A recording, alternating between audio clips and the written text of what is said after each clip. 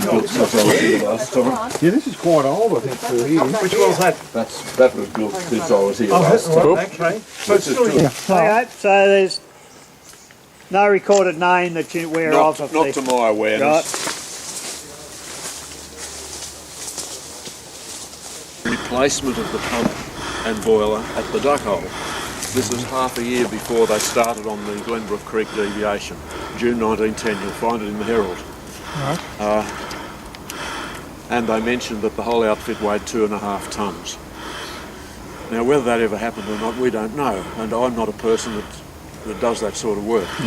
I walk around, listen to people and talk to people. So why I stopped you here was because it's a good place to have a look. The moment the duck hole access road to take the coal in ran along that section there and crossed what's now the railway formation, when the railway formation wasn't there, roughly where that tall electric pole is. See the big wooden pole there? Yeah. And that was the line of the road to the duck hole, and it linked across with the Crown land in the middle of Glenbrook, somewhere in west of Lennox Street if you're looking at a Glenbrook suburban map. Everything east of Lennox Street is privately owned land. Everything west of Lennox Street, Glenbrook, is Crown Reserve, Crown land. So it's highly likely they put the pipeline mostly on Crown land. Now when you start to build this present railway line, you have to still be able to get your coal to the duck hole.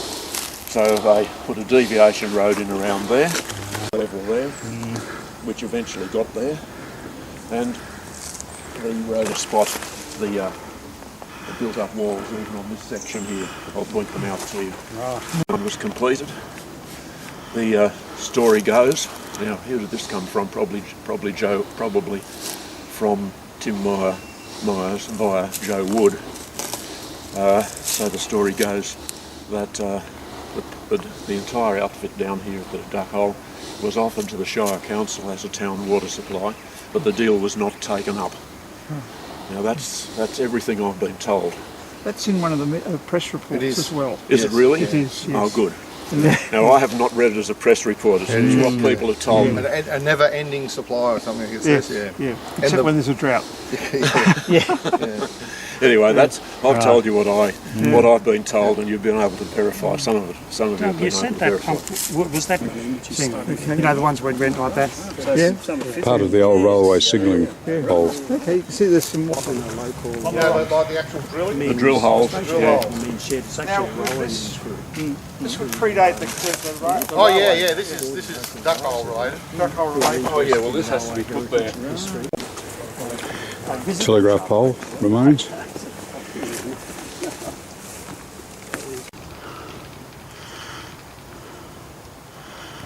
But the pipeline, I found it really, in sections of the rock cut.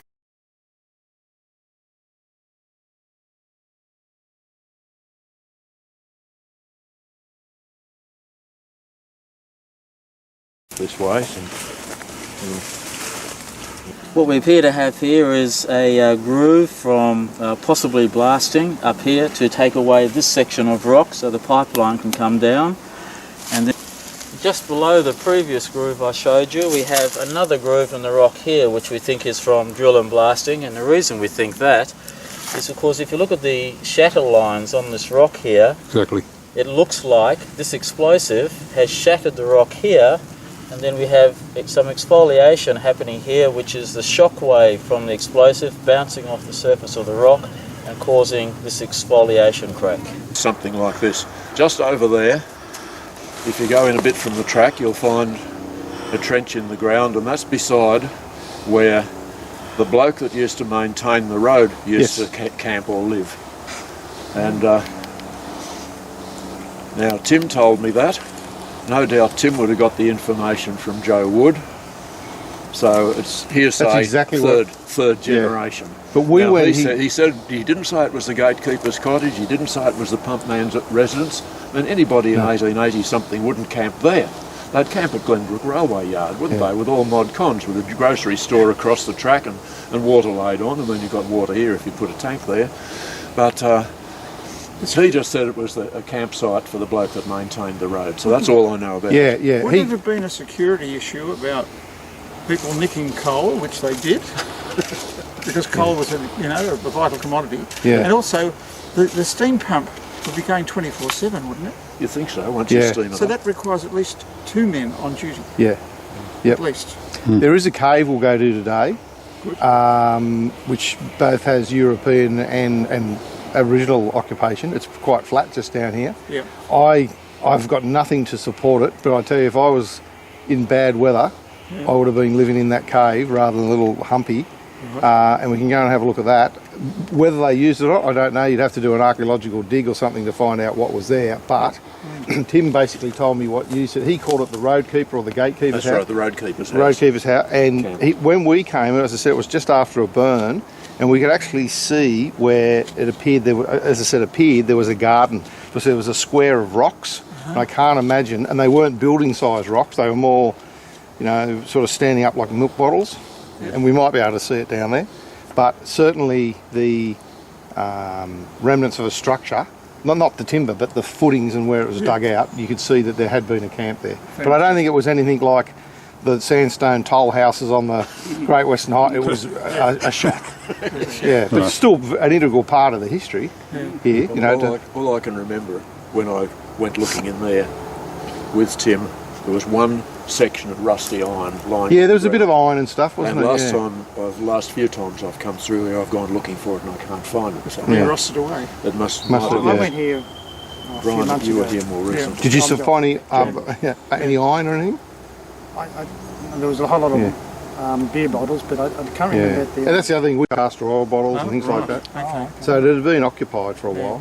But as Doug said, from here to there it's not a mile into town. Yeah.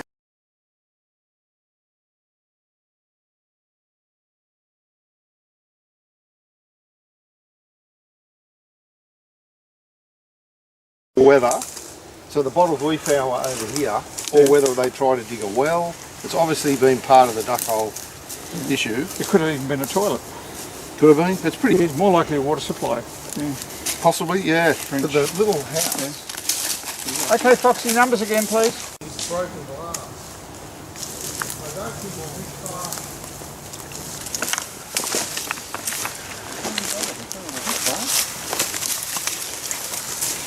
It's a man-made hole, but It's very small, isn't it? Right.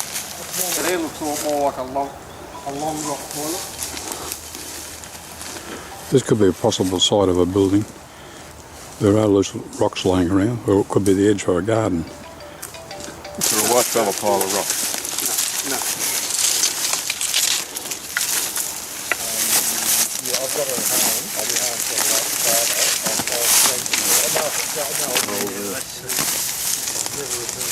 Now what would that Gotta be? find that coin. oh, gold sovereign. Roughly rectangular. Well, all in green when it's a pile of rocks. package and I'll remember when I get home. Or get out. No. I like It's all part of it, isn't Yeah. it? You reckon this is the remnants of the fireplace? I'd say a half. Well, or his rubbish tip. Yeah, it's just here. When did they start putting frogs in bricks? Well, there's more rocks over here. Yes, I blundered onto them when I was... Here's the old ruins from the roadkeeper's hut or tent.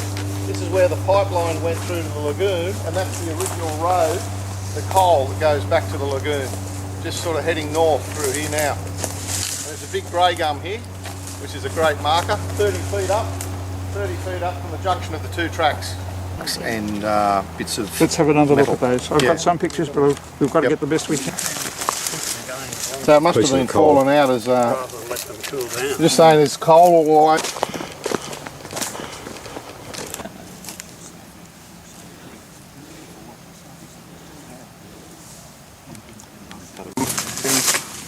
Once again, if you wanted to get out of the rain, it would be a good spot. So habitation type?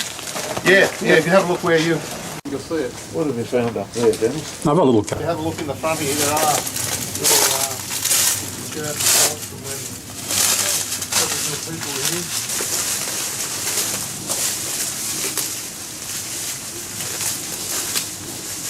Bedrock, that was the drill holes in there here. Section of the rock face taken out by blasting with the drill holes for the charge.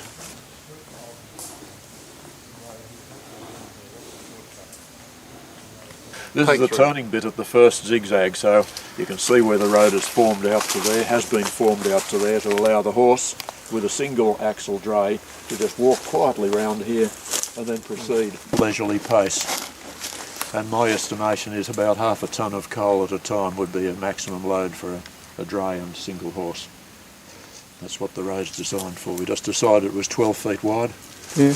And down on this section, Bruce will show you the drill holes in the rocks where the chisel bits out. And there's a lot of evidence of being very of dry stone walling, Yes. all built Yes. up. Yes, quite a lot Now, of half a built up tonne of coal at a time, PSI. 200 psi. Oh, that's a lot. Yeah, yeah. Yeah, I reckon you would, yeah. And to maintain that. We can calculate that. Yeah. Yeah, it is. Okay. It's not the normal drill hole. Yeah.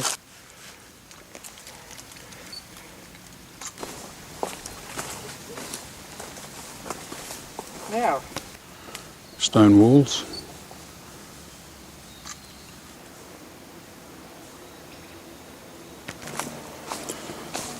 It's a turning circle.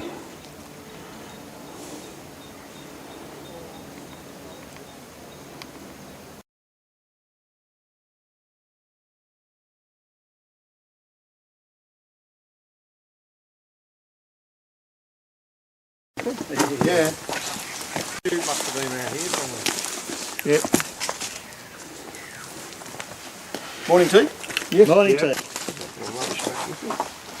must have been the slowest walk from the top there to the duck hole that you've ever done, isn't it?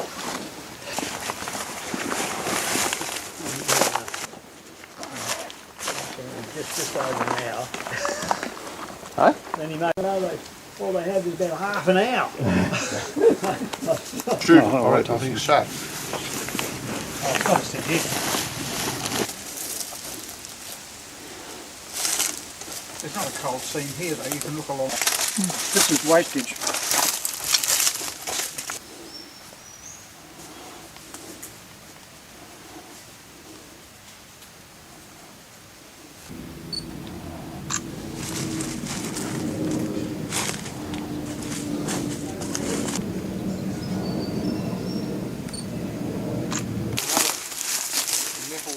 It's the cutting for the water pipe. The water pipe cutting. The ash dump. Pipeline.